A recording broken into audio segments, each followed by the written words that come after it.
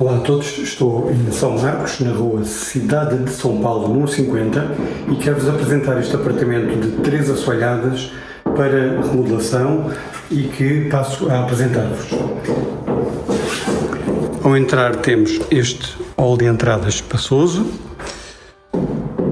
uma casa de banho com banheira, e aqui precisa de um móvel novo e a banheira, na minha opinião, ser trocada por um Poliban.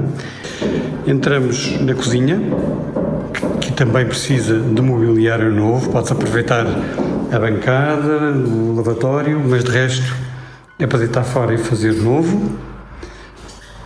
Depois, sala com lareira com 23 metros quadrados sensivelmente. A lareira tem embutida um recuperador de calor e uma varanda não muito grande, mas o suficiente para podermos ir à rua e poder apanhar um pouco de ar puro.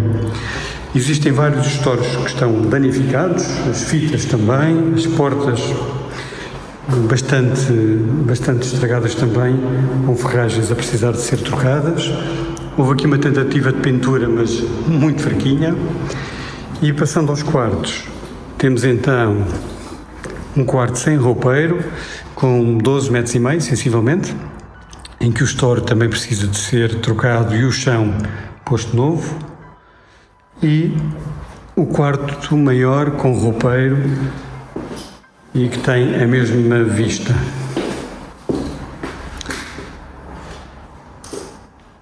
E podem ver ali o roupeiro. Além disto, o apartamento tem uma arrecadação no piso -1, com cerca de 10 metros quadrados e com janela que eu já vos vou mostrar a seguir.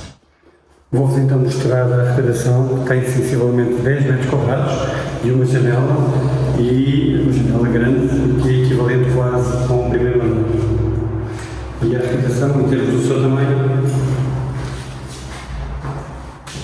dá perfeitamente para funcionar como pequeno escritório ou simplesmente uma redação. Se pretenderem mais informações, por favor liguem para 96 998 1577. Até um próximo vídeo.